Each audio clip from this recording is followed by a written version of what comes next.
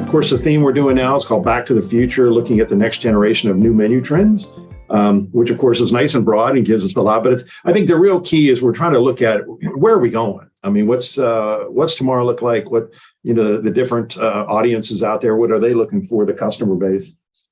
So we have Dean Gialamas. He's the National Account Manager for McCormick Company. McCormick's been a sponsor of ours for a long time. For French's actually started out like within our first couple of years. And then, of course, we're acquired by McCormick, and then they've been involved ever since. And Kevan Vetter is the executive chef and senior director of culinary for McCormick Company. And you guys all know Jack Lee. Ever-changing titles. I just, so I don't know. I just should come up with a new one every time we work with you, Jack, which I kind of like to do. So I'll call you like the everything at Datassential. How's that? Does that work? That works. That's great. Okay. Thank you. All right. So anyway, thanks for all of you being here. We're going to start out. Dean, why don't you come on, say a few words about what's going on in your world and the spice world, and then you'll introduce Kevin's presentation.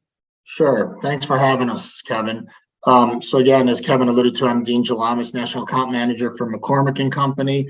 And we have Kevan Vetter, our executive chef, on, and he's going to talk about, he's going to actually show you the 2023 flavor forecast that McCormick puts out every year, which talks about the new trends, flavor of the year. And it's really interesting, and you guys, I hope you enjoy it and can learn a lot from it. McCormick as a company, we're a global company. We have a ton of resources where we can help you guys out from a culinary standpoint with Kevin and his team, where we can do menu analysis, help you with menu culinary experiences, as well as data and any type of analytical data that you need, as well as trends and all that. So without further ado, I'm going to turn it over to Kevin, and he's going to talk about the 2023 flavor forecast. As Dean said, my name is Kevan Vetter. I've been with McCormick for the last 25 years.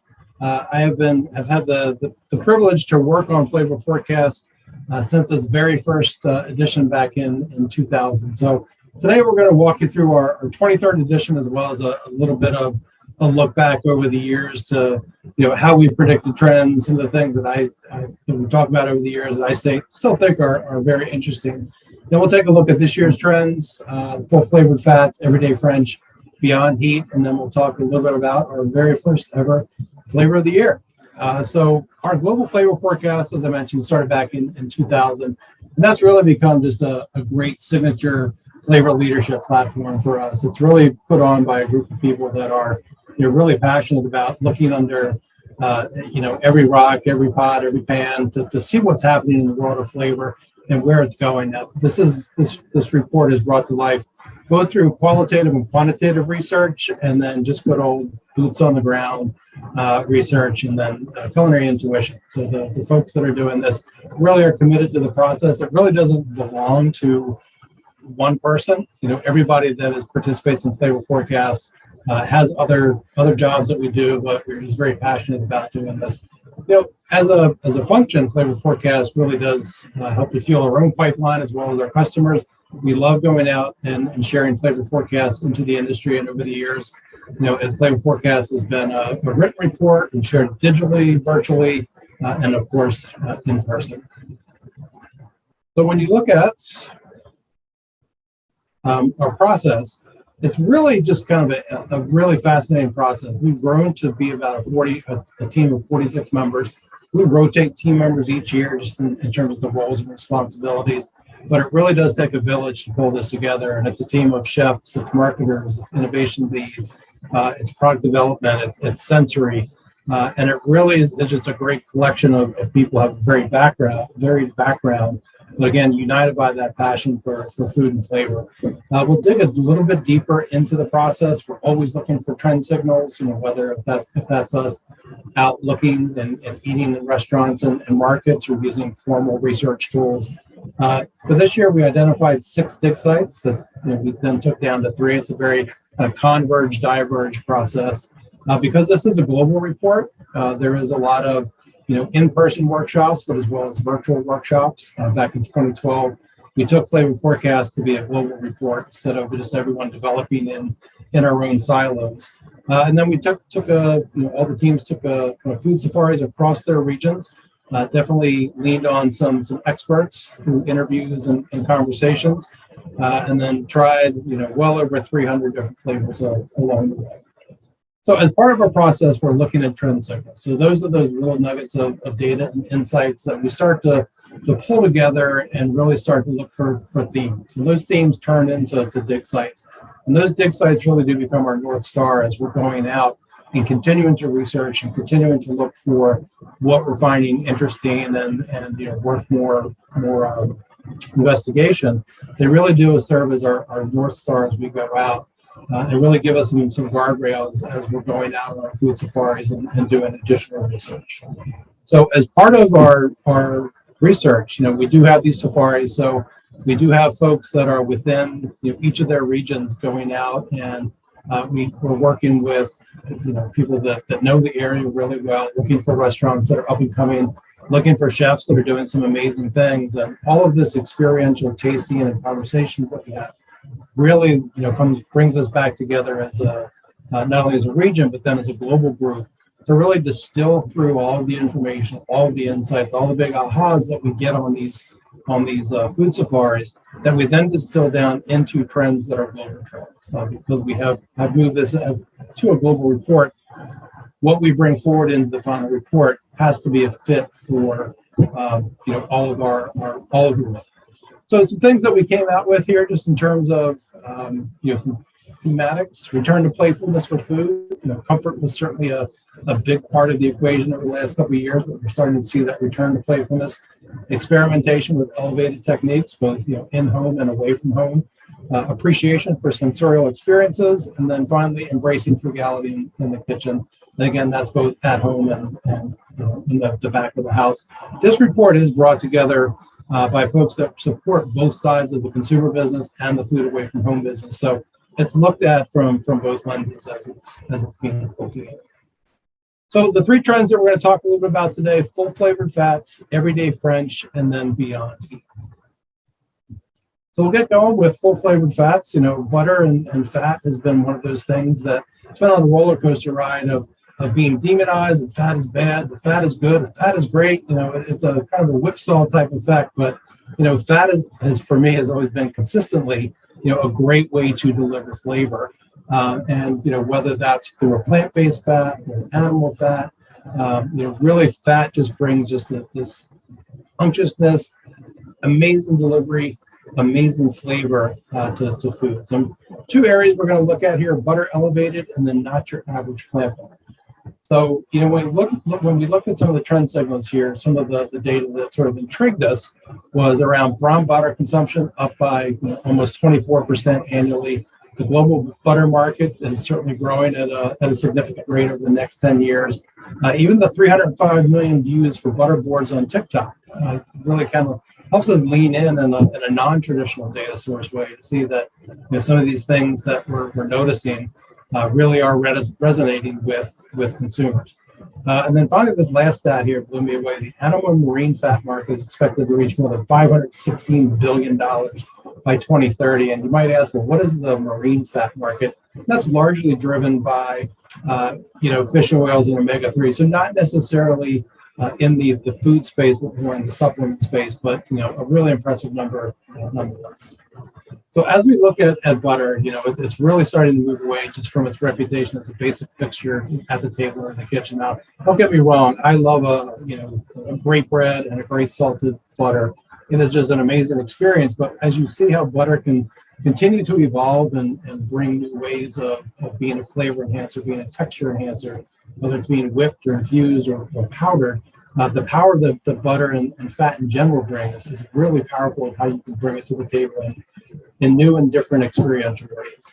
As restaurant folks, we all know that a good old compound butter is a great way to bring flavor to a piece of protein or to vegetables or anything on your menu. But when you start to look at you're moving away from the maître d'hôtel butter, into some things that are really exciting when it comes to flavor. I think you're starting to see that paradigm shift of really exploring some really interesting flavors like salsa macha, which we'll talk about a little bit more. It's sort of the Mexican version of chili crisp, a yuzu kosher butter. So it's fermented chilies with Japanese citrus that really have this great, delicious, sharp, umami-filled flavor.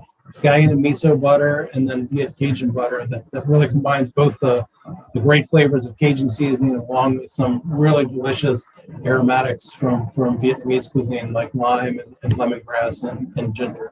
So really just starting to elevate, some things that we've always kind of took for granted in the past. So, plant butters and just plants in general really continue to take center stage, whether it's from consumer or operator. Really starting to see some interesting innovation both back of the house and then, in the retail sector here when it comes to plant-based fats. There are the good standbys like tahini and coconut oil that have been around and, really have been workhorses in the kitchen. But we're starting to see more things with other nuts like pistachios and macadamias that really are driving interesting flavors and textures. So with the macadamia nut ricotta in a raw lasagna, or using things like almond butter to give texture and viscosity to a vinaigrette really helps to extend out the way that we're using plants and plant butters to bring fatness and fatty mouthfeel and richness to menus. Now, a couple of recipes that we brought to life here, just as we develop flavor forecasts. The recipe, the local recipe set is always something that chefs we really enjoy putting together. But this cashew lime mocktail is a great combination of cashew butter, cashew juice, milk with lemon and cilantro. So that's really nice, indulgent shake that's got a savoriness to it and just a slight sweetness to it that really is we're able to incorporate plant-based butter for just a great smoothing texture. And then the lemon and cilantro really just give it a great refreshing tang. This is a grapefruit tomato carpaccio with the yuzu kosher butter. So this is taking really nicely thinly sliced heirloom tomatoes and grapefruit. So you've got a great contrast of the richness of the tomato with the sharpness of the grapefruit. But we're using the kosher butter almost as a vinaigrette on top of that. And it's got a little specks of burrata and some pistachios on there. It's got a great textural element to it, as well as the richness from the burrata and the kosher butter. Now, this was a real head scratcher for me at first. I thought a ranch ice cream, how is that going to be good? And it was actually really quite amazing. I didn't want to be a believer, but at the end of the day, this was a dynamite ice cream and really unexpected when you're bringing, through those savory flavors of garlic, dill, and onion and buttermilk into a very savory ice cream, layering that with a waffle and chicken and, name your other application here. This was just a great way to bring a fun ice cream, a fun savory ice cream to life that takes chicken and waffles to a completely different level. And this was a kind of a cool application where we took Wagyu fat, used a maltodextrin called sorbet, and we're able to mix that in with the Wagyu fat with some other seasonings. They're sort of a blackened seasoning. And the chef Gabby likes to say, we're seasoning steak with steak. Taking that great Wagyu fat, seasoning that on the steak, it really just gives us amazing richness and the spices just round everything out and just make all the flavors. So just some interesting ways that we brought that whole full flavor fat to life in the recipes. So next up is everyday French. A lot of chefs and cooks learn French techniques if they go to culinary school or just by the nature of working in the kitchen. You start to understand French techniques and you never really take them for granted because they are very foundational. But you're starting to see just an elevation of that both at home and in the back of the house, and using these techniques in a lot of different ways. So, some of the trend signals here, when you look at some of the impressions on TikTok, 820 million under French fusion, French tacos, Viet Cajun, French food mania. So, while French babies may seemingly be very elevated and, kind of frou-frou French food, it really just sets the backbone and just a great foundation for being able to be creative and take those techniques into other areas of the menu. So, working in kitchens early on, these are the things that we learned about. What's a confit, how to make a demi-glaze, and mirepoix, and roux. And people at home, execute these techniques, they just may not know what they're doing. May not know that when they make gravy, they're making a roux. They're just mixing flour and butter together. They cook it for a little bit. So having the understanding of these techniques really allows us to weave those techniques into other global influences to, again, continue to elevate not only French cuisine, but other cuisines. And certainly within history, there's a lot of French influence within other cuisines just through the nature of sort of conquering nations and immigration and the way that food and techniques sort of migrate across the globe. Now, plant-based French, again, we talk a little bit about plant-based all through here. It's something that we've had on our radar for quite some time. It's great to watch it evolve, but when you look at some of the French techniques that are evolving in the plant-based space, well, oyster mushroom escargot, it's using those nice succulent oyster mushrooms to absorb all the garlic butter. Or foie green, which is a vegan foie gras, which you have to nail the texture on that. If you're ever in New York City, going to a restaurant called Jerk Candy, they have an amazing vegan or vegetarian foie gras tureen that is absolutely fantastic. But then again, looking at ways to incorporate techniques, we'll have a recipe here in a little bit, like palm feeding vegetables instead of duck or other protein, really to drive and enhance flavor, but in a very different way than what was initially. So in 2021, we had a trend called plants pushing boundaries, and that really was just a trend that we continue to see where we're starting to see just maybe a move away from plant-based food and analog food. Certainly, by no stretch of the imagination has it gone away, but I love to see the evolution of real foods, actually using real plants and real food to make these amazing dishes versus relying on analogs to recreate, a meat dish or a burger or a sausage. And three of the ways that we talked about that in 21 was through charring, color indulgence, and textural experiences. So if you look at the pictures here, you can see on the lower right, that's a carrot ice cream that's just made with tons of pureed carrots. It just absolutely catches your eye. Has a great natural sweetness from the carrot. Above that is ube, which also has just a really dynamic color range that really draws you in. But one of the things that was really important, and I think to me, and then also I think as we're exploring plant-based, is around textural experiences, because that really does drive a lot of influence. We all know that the flavor is king, but texture is right behind that in terms of how you execute on a successful plant-based dish. So using the lobster mushroom that has this great buttery natural sweetness to it, but also the nice texture when cooked properly. Nopala is cactus leaves, again, replicating meat, or even calamari.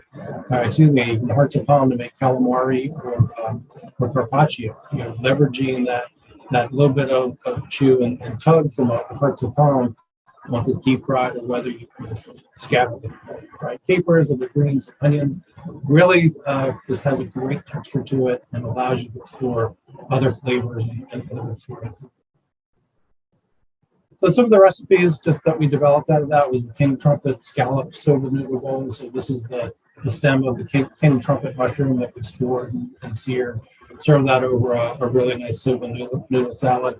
And then the carrot lox down there in the bottom. So that was carrots that were roasted, then thinly sliced, and then allowed to soak in a brine that had smoked paprika and caper juice and a couple other ingredients that really mimic that great kind of silky soft smoked salmon texture and had that same great flavor profile from the smoked paprika and the carrot. And it really just was an amazing way to bring that same flavor experience of a nice subtly smoked salmon, but through carrots. And then some other recipes from the elevated French, a gochujang eggplant galette. Now, once you master the galette, classic French galette dough, you can put any filling in there. Our chef in Australia came up with this really silky, delicious, savory, and umami-packed gochujang eggplant filling in that galette. It was just a great experience. Cocktails and mocktails here, chicory coffee and elderflowers. It's just really great, kind of bitter yet sweet and citrusy from the elderflower and the lemon. And finally, a French onion burger topper where we just, on a sheet pan, slowly caramelize onions, top it with some Gruyere. It really just adds another savory element on top of a burger. And I think this is one of my favorite sandwiches because it takes you into classic French technique, but you're doing it with other vegetables. So using those mushrooms to confit them with shallots and other ingredients and drive all that flavor into the mushroom. We all know that mushrooms just pick up all the other surrounding flavors. But then to put that on a classic Vietnamese banh mi with just really delicious, bright, vibrant ingredients was a great way to take the sandwich into the vegan or vegetarian space. So next up is Beyond Heat. Heat as a platform is something that we really are exploring globally at McCormick. It's something that we see consumers really leaning in towards more of a heat platform. And it's not necessarily just the heat blow your head off hot heat. People are looking for heat with flavor to back it up. They're looking for heat as an experience, not just the experience of crying and choking on ghost peppers or Carolina Reapers, but really finding things that complement each other and give you this complete experience from start to finish by manipulating the heat and all the other ingredients that go with it. So when you think about heat, it really is a very complex experience because it hits so differently. One, it hits so differently on people. I love hot and I can handle a lot of heat. Others not as much. So having to be able to sort of drive a unique experience through heat is a real challenge. You kind of know that salt, yes, there is a range in salt, and you can kind of hit a sweet spot, and it's easy to add salt if at the table if you need a little bit more. Heat is a completely different story. If you overshoot heat, for somebody, then it could potentially ruin the experience. But there are ways to manipulate the heat experience through salt, umami, fat, and sourness. Sourness can enhance heat, fat can depress heat. So, as we're playing around with these, really just thinking about what is the type of heat. We'll talk about that in just a second. But how do you want that experience to go? Do you want that to be an upfront heat, or do you want that to be kind of lingering and creep up on you in the back and give you that experience? But, when you think about heat as an experience, there's a couple different ways to look at it.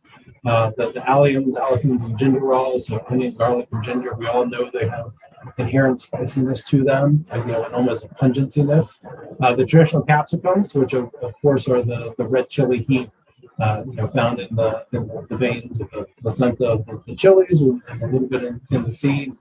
They hit you really in that slow burning, tingling sensation of your mouth. Piperine from black pepper, it's a very sharp and biting heat. If you ever bite down on a black peppercorn, you can feel it right away, and it can, just hit your tongue. It's very, very sharp and penetrating. So the allyl-isothiocyanates, so wasabis and horseradishes that impact you up in the nose. That really just, when you take a big slug of horseradish or wasabi, you will feel that heat go straight up your nose. And then the cinnamon, you got it there. Or cinnamon and cloves. Yeah, see that, Kevin? I tripped over the other one, not the isothiocyanate. They're both difficult words to say. So things like cinnamon and clove deliver this little bit of a slow release kind of heat and warmth as you go through it. And again, it's just another tool in the toolbox to be able to manipulate how heat is experienced. And heat has been really a platform that we've been talking about in Flavor Forecast for quite some time. We've always found that to be pretty successful just in terms of being able to talk about heat through Flavor Forecast. And just as our global consumer continues to really ramp up what they expect and how they love heat, we're going to continue to evolve, offering up great heat experiences. So when we first started with Flavor Forecast, and we talked a lot about singular chilies, Chipotle and ají amarillo and Rio. Chipotle back in 2003 when we first had it on Flavor Forecast was something that wasn't, it was kind of hard to pronounce and people didn't know what it was and it was a little unexpected. Now it's completely mainstream, but with things like the ají amarillo, it has a really nice fruity heat.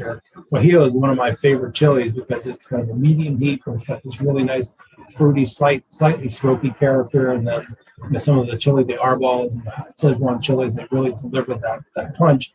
But then we started to look at, okay, how do we combine chilies with other flavors? So red pepper and grapefruit, and that sourness and that tartness really amplifying the red pepper. The chili and the cocoa, cocoa or chocolate can can really just round out other chilies and take away some of the sting and the heat, but also give them some richness and depth. And things like cayenne and tart cherry and ancho and hibiscus, all really interesting ways to explore chilies and then we eventually moved into kind of heat beyond chili. So looking at things like condiments and sauces and seasonings that really can pack a punch of complexity. That's the thing that we saw, is that the complexity of the heat experience continued to amp up and ramp up. So if you look at things like harissa and Ethiopian bear and sambal or rendang curry, all of these really have this great complexity to them. And all of these are flavors that we've had on the report, I think continue to be in the mix of things that we should be thinking about, just in terms of what's next, in terms of flavors for menus, global flavors, and how do we adapt these to whatever your restaurant is.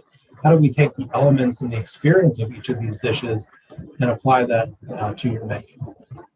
Chili crisp, we talked about in 2021 as part of our humble nosh. That is certainly becoming a darling condiment. Moving out of the space of just using it as a garnish for noodle bowls and other things, and moving into the space. I think this is going to be a flavor that really is going to extend into sandwich sauces, into the snack category, into a lot of places beyond just the traditional use of chili crisp, because it delivers, one, an amazing flavor, two, an amazing textural experience from the crispness of the garlic and the shallots, and then it's just a flavor that just keeps on giving. You could really put it across a ton of different menu categories and menu items where you want to deliver a nice complex heat. Some of the other things that we talked about this year, again, salsa macho, is sort of the Mexican version of chili crisp, where you're taking chilies and frying them, adding in some sesame seeds and some other other fried garlic. So just a really, again, a complex flavor profile that we showed it in the compound butter, but also just, as you can see on the back, just something on top of tacos. And we had a version late last week that had a lot of nuts in it too. So really a great experience just in terms of adding flavor. Oh, and point this out. Salsa macho was ranked number 5 in Time Out's 25 under the radar condiments that chefs can't live without back in 21. So starting to see some rise in stock for that. Chongqing mala seasoning, so Szechuan peppercorns and chilies that have that electric feeling. This is a great Chinese hot pot. It's an amazing flavor profile of those electric Szechuan peppercorns with buttery broth. So you've got hot and spicy and fatty. And the Szechuan peppercorns just deliver such a unique experience that they give you that mouth-numbing, tingling sensation. They also deliver quite a bit of heat. And again, is a really interesting flavor experience and flavor profile to look at ways to incorporate sort of that mala experience. And we did that with a chicken sandwich. Chicken wars being what they are, it was interesting to showcase mala in a chicken sandwich, which means mala means hot and numbing. So really, taking a very traditional flavor and incorporating that into something as ubiquitous as a chicken sandwich introduces something new and adventurous and a very familiar flavor. And then this triple heat horseradish cream sauce, this showcases how you can take and layer heat, the horseradish through up the nose, chipotle, through that very smoky capsicum type heat, and then black pepper, which has the piper and biting heat to that. So when you combine all those together, with a little bit of creaminess, it really delivers just kind of a great, unique experience and a great complement to grilled protein or anything that you care to cook. And then finally, let's not forget dessert. Heat in desserts is a great way to add some excitement to desserts. We created these sweet heat raspberry swirl ice cream bars, where we took a Frank's Red Hot and made a swirl out of that and put that in the middle of the ice cream and sprinkled crushed red pepper on the outside. And, this was just a fun experience because, as you're eating it, you're getting cool, creamy from the vanilla ice cream. You're getting the white chocolate shell, sweet and fatty, but then all of a sudden you're getting the zing of spicy raspberry, or you might get a crushed red pepper that's embedded on and robed on the outside there. That really just makes it a new experience in every bite, which I think is a consumer in a restaurant, that's what they're looking for. They want that memorable experience to make sure that they come back each and every time. And then finally, we launched our very first flavor of the year. So we've been doing this for 24 years, and someone had the brilliant idea, which hats off to them, to come out with McCormick's very first flavor of the year, and Vietnamese Cajun was that. And, after doing some of the research over the year, and starting to see how global and local influences take hold, and in certain parts of the country, we really felt like this was just a great way to introduce our very first flavor of the year. So certainly there were plenty of signals that we were interested in, and we talked to some of the experts. You'll see of this a lot in coastal cuisine. So in the Houston area, down in Louisiana, high population of Vietnamese folks who have done an amazing job of taking sort of the cuisines and the cultures of both of those and really mashing them together. You see it a lot in seafood boils. We're starting to see that to extend past a boil, and we really wanted to lean in and offer up a Vietnamese Cajun seasoning. Our product developer who put this together actually grew up in New Orleans in that area, Ross. So he was very familiar with the flavor profile, and just did an amazing job in coming up with a blend that encapsulates the best of a Cajun seasoning with cayenne and garlic and onion and black pepper, but then adding in lemongrass and lime notes to just give you this awesome aromatics, but as well as just a great flavor delivery. So as we were doing recipes here again, put that into a Vietnamese Cajun fried chicken sandwich with some homemade pickles, and then a nice sandwich sauce.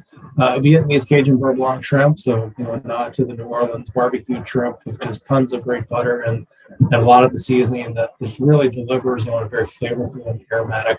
And then something as simple as a Vietnamese salad crunch. So taking some nuts and seeds and grains and creating something that can just be sprinkled on pan, honestly, as a snack, but it still gives you a really unique experience. So with that, I think that is my last slide. We really appreciate being here. If you want more recipes and inspiration and another look at some ideas for Flavor Forecast, McCormickforchefs.com is the place to go. And again, thank you so much for the opportunity to come and speak to you. And I think I'm going to turn it over to Jack. Thanks, Kevin. I just want to sort of ask a question about how well our menus align with local tastes and why this becomes more important in the world going forward. And, if you think about local, there's a lot of ways to think about it. We can chunk really, really big, or we could chunk really, really small. Probably we can start sort of big. I think if we think about the way we've traditionally thought of local, maybe we have like a regional strategy where you divide the country up into 4 or 5 big regions. That's not really nearly local enough. So if we go one level deeper, maybe we can look at different states, for instance. So maybe we can just sort of start there. That's pretty easy to understand. And the thing that you notice, and we know this from our Firefly data. So Firefly is basically a data set of every restaurant and other place that serves food, both in the US and Canada now, and I think 90 countries around the world. We could look at, let's say, just the US, and by state, we could see which states sort of index higher for certain types of cuisines. And a lot of this stuff is very, very intuitive. So barbecue restaurants are more common in the South. You could see, what is that? Is that Alabama and Arkansas? In this case, are sort of the red ones over there. And a little less common in the West, a little bit less common in the Northeast. If we look at Cuban restaurants, that's going to skew almost entirely towards just Florida in particular. Wings, wing restaurants that just focus on selling wings are way more common in Georgia, and a little more broadly in the South, but massively common in Georgia, much more so than any other state. If you look at bars, there's something about, the upper part of the country, specifically the northern Midwest, and drinking that is just pretty definitive about life up there. You can see, what is that, North Dakota and Wisconsin, you got a whole lot of bars.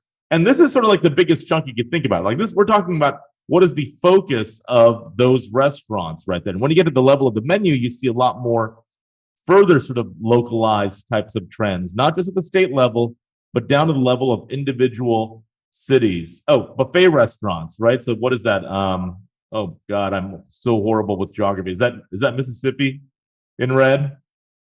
Yeah, I think that is, Jack. It looks like Mississippi to me. Yeah. Failed high school geography apparently. and Nevada, of course, with the impact of Las Vegas and maybe some of the hotel casinos in Reno, for instance. So depending on the state you're going to have different types of foods be available to you, not just on menus, but in terms of just even the overall focus of the entire restaurants over there. Now, what's sort of interesting is we took the totality of the nearly 800,000 restaurants and other commercial food locations in the U.S. and we said, let's take a look at the Firefly coding for cuisine. So we have 60 different types of cuisines that we code things to in Firefly. We've done that for every single restaurant in the country, all of your locations, all of your stores, certainly, as well as every other place that serves food.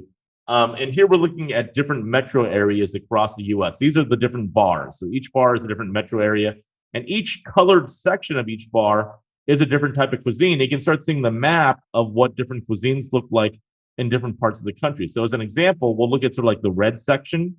The red section is Mexican food, and you can see that Mexican is really common, as you might expect, in San Antonio. Like the red bar, or the red section of the San Antonio bar is really, really big. Mexican restaurants are a big chunk of food you find in San Antonio at those restaurants. If we look at pizza, for instance, which is the brown slice, it's relatively uncommon in Honolulu, but really common in Hartford. And you can go on and on and on, and you start seeing many different examples and patterns where every part of the country really is quite a bit different. Chinese food, not so common in Austin, but really quite common, much thicker yellowish bar in St. Louis. So this is sort of what the map looks like for the country. And we can look at all the different metro areas. I think we probably only have like 20 of them on the screen right now because we're going to run out of room, but you can see they're all sort of different. Now, one of the things that we could do is this thing that we call, and I have no idea how this is playing over the web. This is normally presented live. So if you have a little bit of stutter, I apologize. Something that we call the race to 90. And it asks a pretty simple question, which is, how many different types of cuisines do you have to blow through in a particular neighborhood, community, state, whatever, before you can account for 90% of all the restaurants there? So we can use Memphis as an example. So thinking about Memphis specifically, we're going to look at all the restaurants in Memphis right now. And this is the contribution of those restaurants cumulatively, different cuisine types, to the total restaurant landscape in Memphis. So I think I should probably explain this or show an example because it's a little bit hard to understand otherwise. So if we have just one cuisine type, the most popular cuisine in Memphis is a varied menu restaurant, right? It's something like, I don't know, Cheesecake Factory type of place, a menu that has lots of different things on it. You can't really nail it down to a specific type of traditional cuisine. Varied menu restaurants account for nearly 20% of all restaurants in Memphis. The second most common cuisine in Memphis, as far as restaurants go, is Mexican. That adds about another 12, 13%. So between varied menu and Mexican, you now have about nearly 1/3 of all restaurants in Memphis covered. By the time you get to the third cuisine, which is barbecue, you're about 36, 37% cumulatively. Bar and grill gets you to like 42%.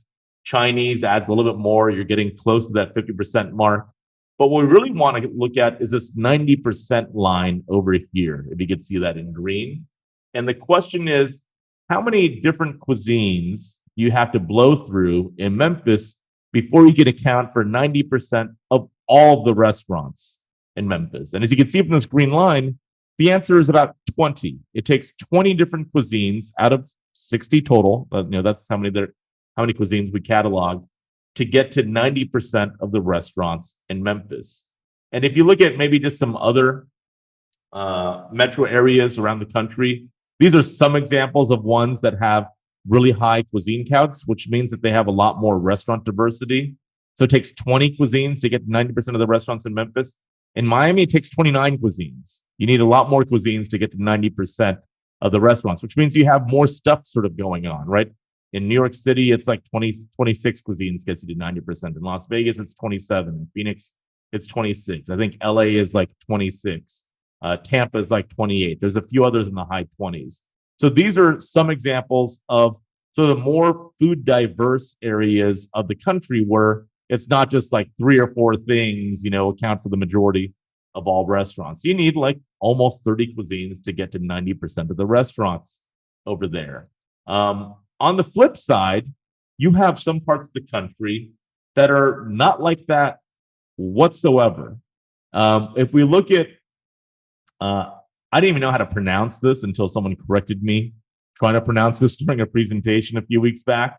But if we look at the metro area of Wausau, Wisconsin, it actually leads all areas of the country in terms of being the least food diverse. Remember we said it takes like 29 cuisines to get 90% of the restaurants in Miami? You get there in just 11 in Wausau. And you can see a list of the other least food diverse metro areas across the US. So, I mean, Kevan, if you're planning the next amazing ICCA, GCIA food tour, I probably would not pick one of these towns over here because you're not going to get the level of food diversity that I think you normally would want. But They are definitely not on our list.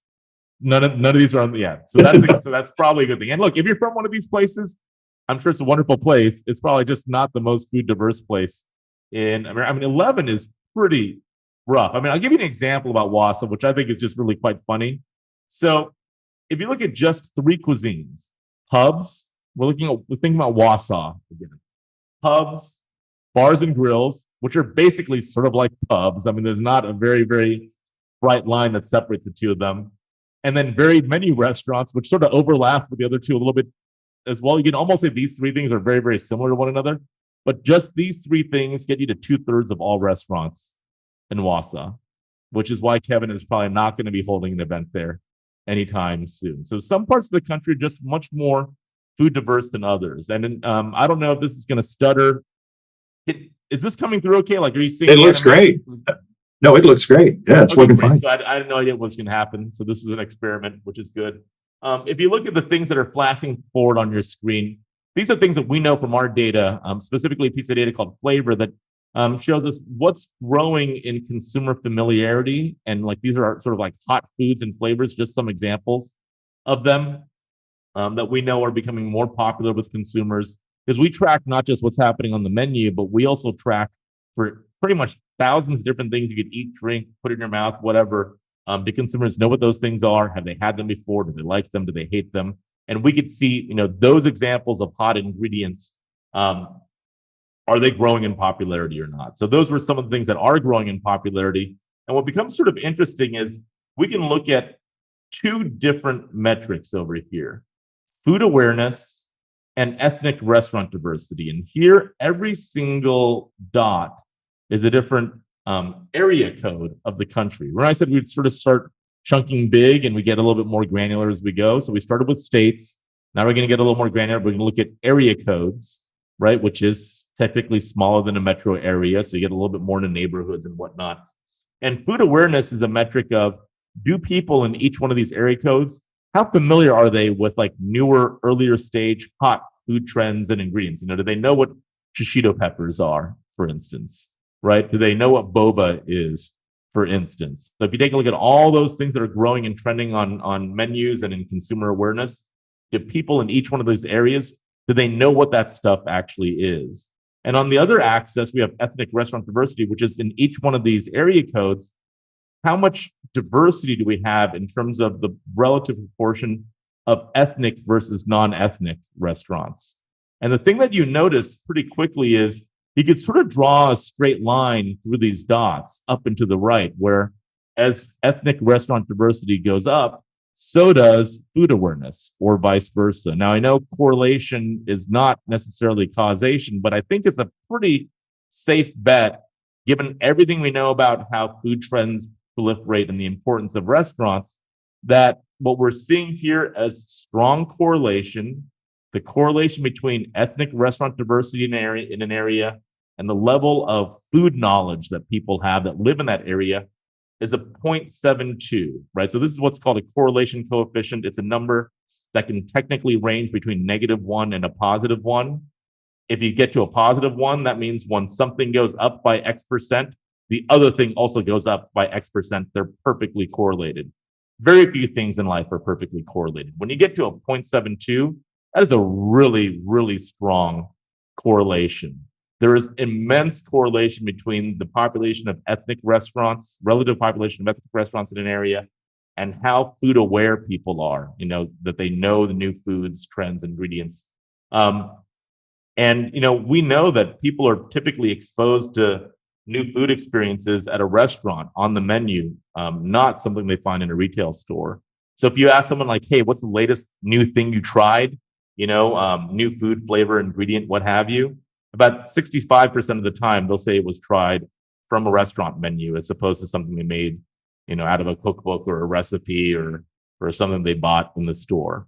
And if you look at some examples, this sort of makes sense. Here's the 213, right? That's Los Angeles. Really high ethnic restaurant diversity among one of the most food aware, area codes of the country, where people there just know a lot about food and know a lot of these early stage things. Here's another one. What is this? I got to move my screen around a little bit so I can actually see the dot. 408. So the California Bay Area, huge restaurant diversity, and also huge food awareness.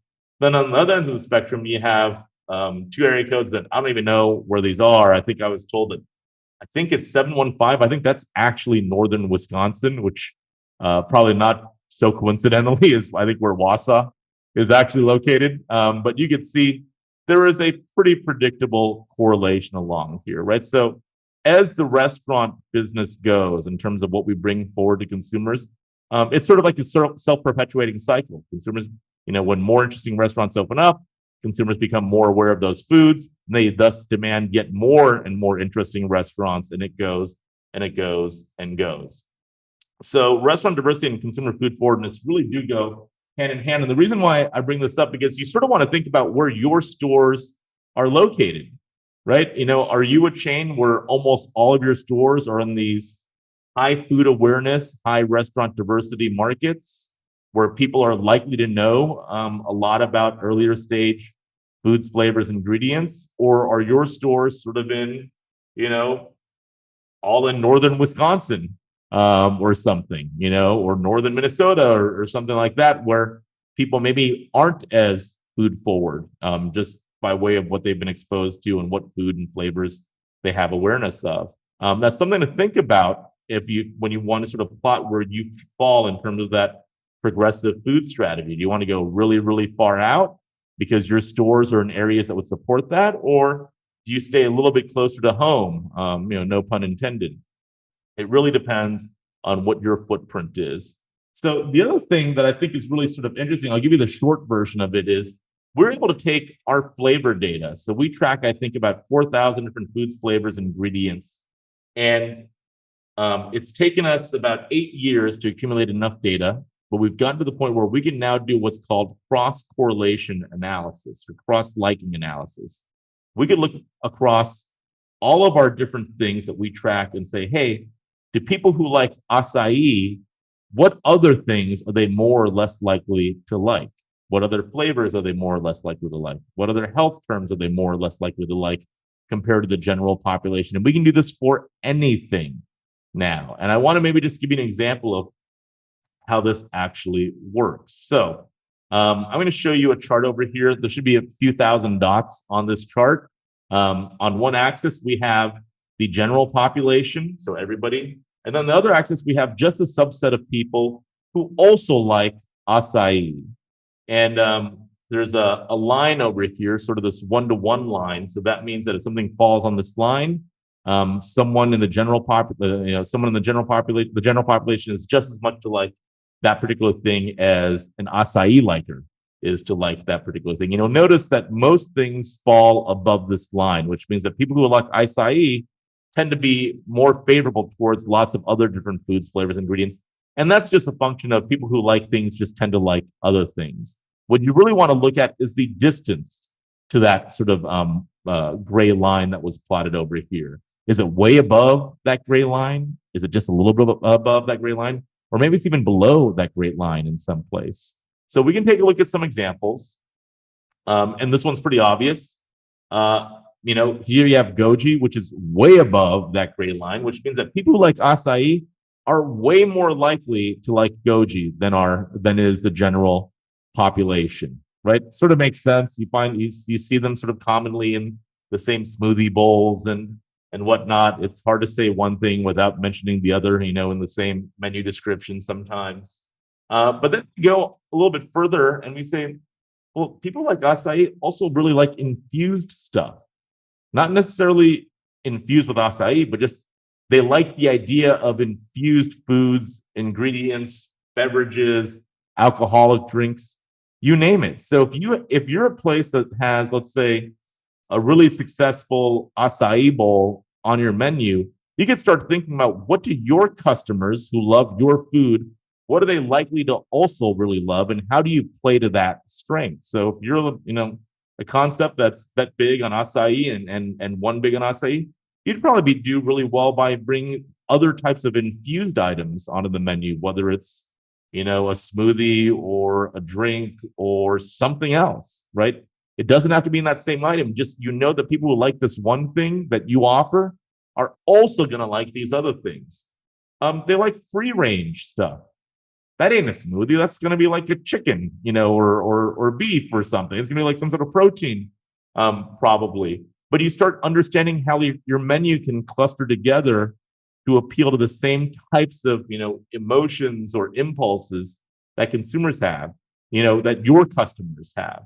But on the other end of the spectrum, people like acai, they're way less likely than general public to want bologna. So if your acai bowl is your number one best-selling item on the menu, probably you are not going to be very successful with your new bologna LTO if you try to sell it to the same people. Or fish and chips falls into that same category. You can see, we have thousands of dots we could look at, but the data really is breathtaking now that we could do this cross-correlation analysis. So I'll show you maybe an extended version of these same stats. So what are people who like acai? What are they less likely to like? And what are they more likely to like, right? Bologna, fish and chips, grape juice, coney dog, American cheese, beef bourguignon, which I think is delicious, perch, crab salad. If you haven't, if you've had success with acai, you're probably not going to have that much success with these things on the left to that same audience. But you would have a lot of success with these things on the right to that same audience. Doesn't have to be in the same item, right? Doesn't have to be like an acai item that has these other things, but new menu items that would appeal to that same consumer, right? Sriracha is going to score higher with them. Turmeric, a basil aioli, infused items like we talked about before, hummus, veggie bowls, all those things go. And you can start getting a sense, it makes sense, right? Like these all sort of fit the same general spirit, I guess, if you think about it, as something like an acai would.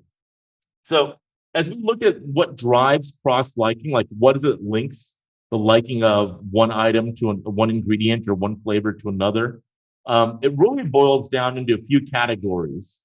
So one, same flavor family, right? So we learn, it makes sense, right? People who like chocolate are also more likely to like caramel, and they're also more likely to like, cinnamon, right? They all come from like the sweet flavor family. That just sort of makes sense, right? If you like one of those, if you like some sweets, you probably like other sweets. Healthy terms, people that like one aspect of health tend to also like other aspects of health, even when that other aspect of health is contradictory to the first. It's like people who like the idea of, a high protein diet might also be the same ones who like the idea of, a reduced calorie, low protein diet or something, right? It's the fact that they're both sort of healthy in some way that draws them together, even when some of those underlying health concepts are antithetical. The era that the food comes from. So like, some foods you could tell are just didn't come from the current era. Some are foods of yesteryear.